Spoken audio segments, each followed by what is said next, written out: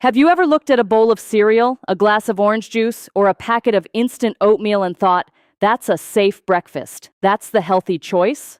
For millions of seniors, that belief feels completely reasonable. But what if that so-called healthy breakfast is doing something very different inside your body? What if it is quietly spiking your blood sugar, pushing your insulin higher, increasing cravings a few hours later, and nudging your body toward more belly fat, more inflammation, and faster aging? And this is where it gets more important after 50, because the breakfast that your body handled at 30 is not the breakfast your body handles the same way at 60, 70, or 80. I'm Dr. Leana, and today I want to show you why one of the most common healthy breakfasts may be working against you, what it is actually doing inside your cells, and what to eat instead if you want steadier energy, less fat storage around the middle, and better support for healthy aging. Let's start with the breakfast trap almost nobody talks about. The problem is not breakfast itself. Breakfast is not the enemy. The real problem is a breakfast that looks light, clean, quick, and harmless, but acts more like dessert once it gets into your bloodstream. I'm talking about the kind of breakfast many older adults were taught to trust. Sweetened cereal, toast with jam, a muffin and juice, flavored yogurt, instant oatmeal packets, granola bars, even some heart-healthy breakfast foods that are little more than refined starch with sugar added on top. On the surface, these foods seem innocent. They're easy to chew, easy to prepare, often low in fat, sometimes even labeled whole grain, natural, multigrain, or fortified. But here's what most people never get told. Your body does not respond to a breakfast based on advertising words. Your body responds to chemistry. And when that breakfast is built mostly from refined carbohydrates and added sugar, it can set off a chain reaction that becomes more damaging with age. The first thing that happens is speed. These foods are broken down quickly. That means sugar enters the bloodstream fast. Blood glucose rises sharply, and your pancreas responds by releasing insulin, the hormone that helps move glucose out of the blood and into cells. That part is normal. Insulin is not bad. Inflammation is not always bad either. The body uses these systems for survival and repair. The problem begins when this cycle gets pushed too hard, too often. When breakfast causes a rapid glucose spike, insulin often rises higher to bring that sugar down. Then a few hours later, many people feel the result. They get hungry again. Their energy dips. Their thinking feels foggy. They start looking for something sweet or starchy to pick them up. And now the day is no longer being driven by stable fuel. It's being driven by blood sugar swings. That is the breakfast trap. It doesn't just feed you, it programs the rest of your day. And for seniors, that matters enormously. Because after 50, your metabolism is not just slower in some vague way. The deeper issue is that your body often becomes less flexible. You may have less muscle than you used to. Your cells may not respond to insulin as efficiently as they once did.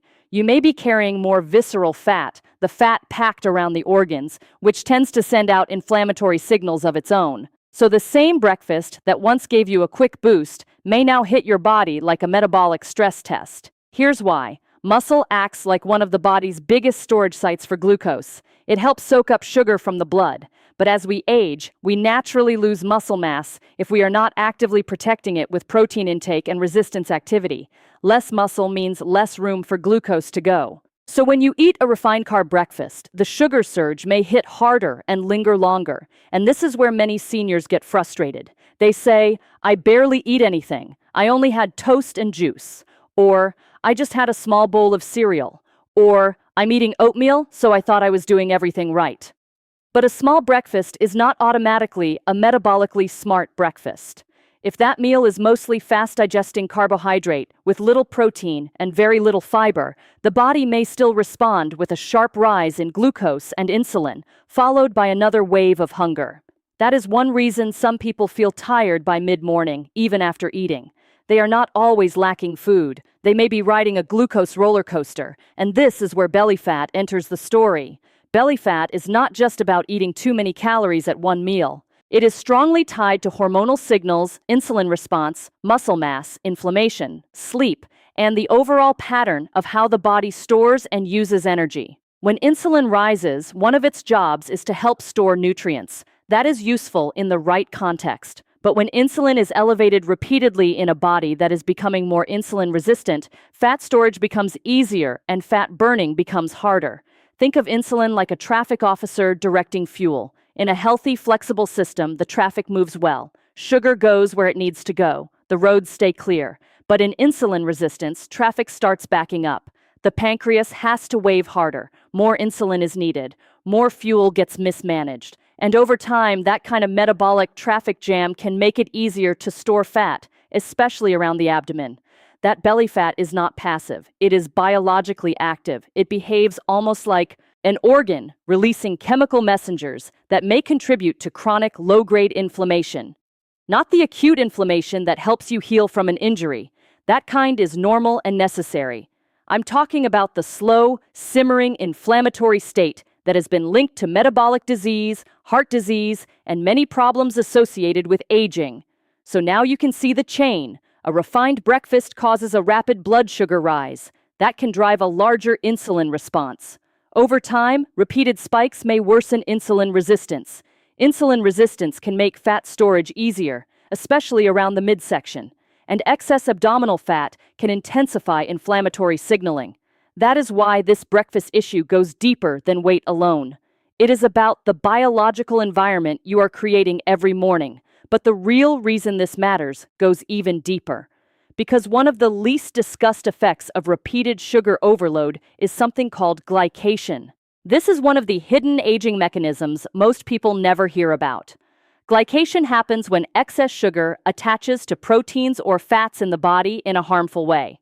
Over time, this can lead to the formation of compounds called advanced glycation end products, often shortened to AGEs. You do not need to memorize the term. What matters is what they do. Think of glycation like sticky sugar damage. It can affect blood vessels, it can affect tissues, it can contribute to oxidative stress, which is like internal rusting, it can amplify wear and tear in the body, and it has been linked to many features of biological aging. So when I say that a sugary, refined breakfast may contribute to faster aging, I am not talking about a dramatic overnight effect. I am talking about repeated metabolic stress, repeated glucose spikes, repeated insulin surges, repeated inflammatory pressure, and repeated glycation over time.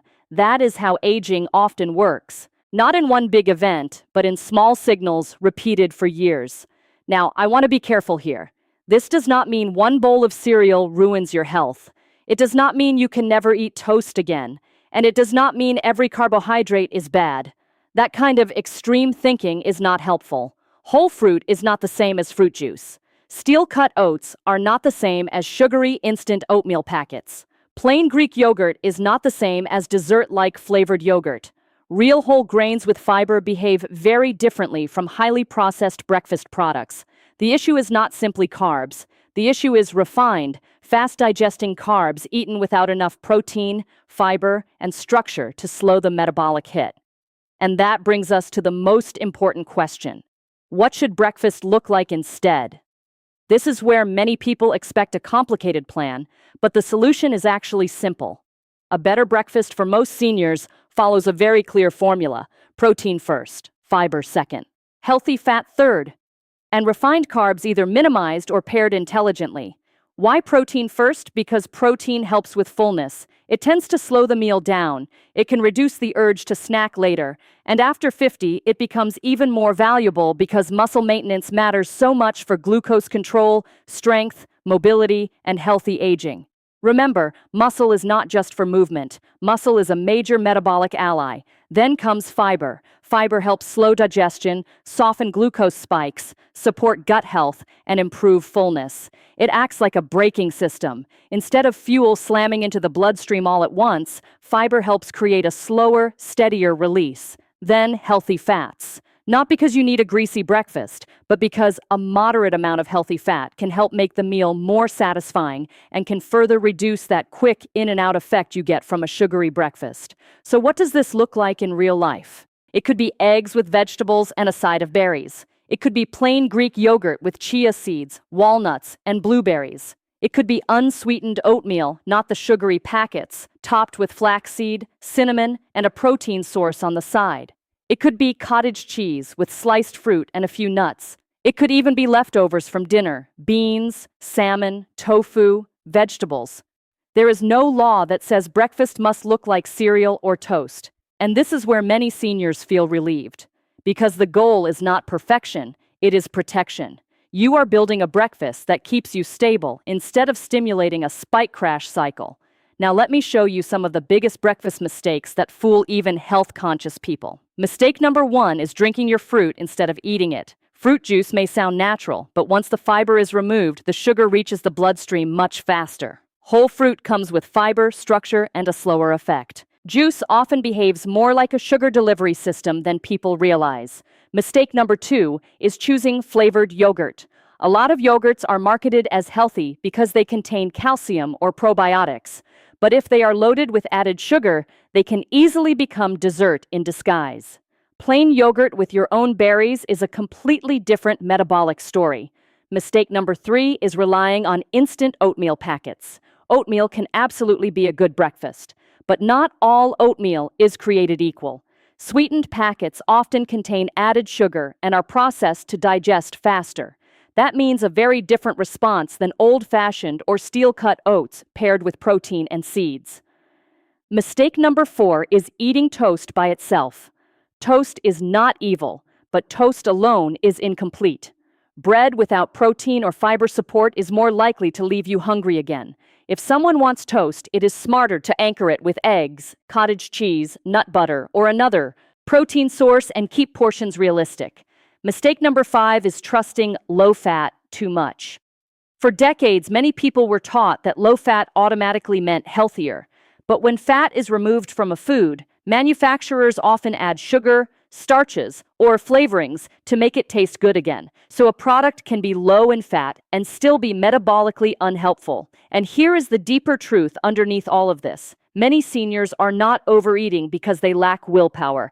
They are trapped in a biological loop created by the wrong breakfast. A fast breakfast creates a fast glucose rise. That rise is followed by a stronger insulin response. That can be followed by a drop in energy and a return of hunger. That leads to grazing, cravings, and more starch or sugar later. And then people blame themselves when the real problem began at 8 a.m. This is why changing breakfast can have a surprisingly powerful ripple effect. Many people notice that when breakfast becomes more protein-centered and less sugar-driven, they feel calmer around food. They are less snacky. Their energy is steadier. Their afternoon crash improves. Their waistline becomes easier to manage. Not because they found a miracle food, but because they stopped starting the day with metabolic chaos. Now, there are a few important cautions. If you have diabetes and take medication, especially insulin or drugs that lower blood sugar, major diet changes should be made carefully with your clinician because your glucose response may change. If you take warfarin, keep vitamin K-rich foods consistent rather than making sudden swings. If you have kidney disease, frailty, swallowing difficulty, poor appetite, or unintended weight loss, your breakfast needs may be more individualized. And of course, food supports health. It does not replace medical treatment for diabetes, heart disease, inflammatory conditions, or other serious illness. But that said, breakfast is one of the most powerful daily opportunities you have to either support healthier biology or push against it. So let's bring this all together. The breakfast many seniors think is healthy is often built around refined carbohydrates and added sugar. That kind of breakfast can spike blood sugar quickly. It can push insulin higher. It can lead to rebound hunger, energy crashes, and more cravings later. Over time, that pattern may support belly fat gain, worsen insulin resistance, feed chronic low-grade inflammation, and contribute to glycation, one of the quiet mechanisms tied to faster aging. But when breakfast shifts toward protein, fiber, and minimally processed whole foods, the body often responds in a completely different way. Steadier fuel, better fullness, better support for muscle, less glucose chaos, and a better metabolic environment for aging well. So before you pour that cereal, open that juice, or grab that healthy breakfast bar tomorrow morning, ask yourself one simple question. Is this breakfast feeding me, or is it feeding the very problems I'm trying to escape? I'm Dr. Leana, and I'd love to hear from you in the comments. What does your usual breakfast look like right now? And which one item are you going to change after hearing this? If this video helped you see breakfast in a completely different way, make sure to like this video, subscribe, and share it with a friend or family member who still believes that cereal, toast, and juice are the safest way to start the day.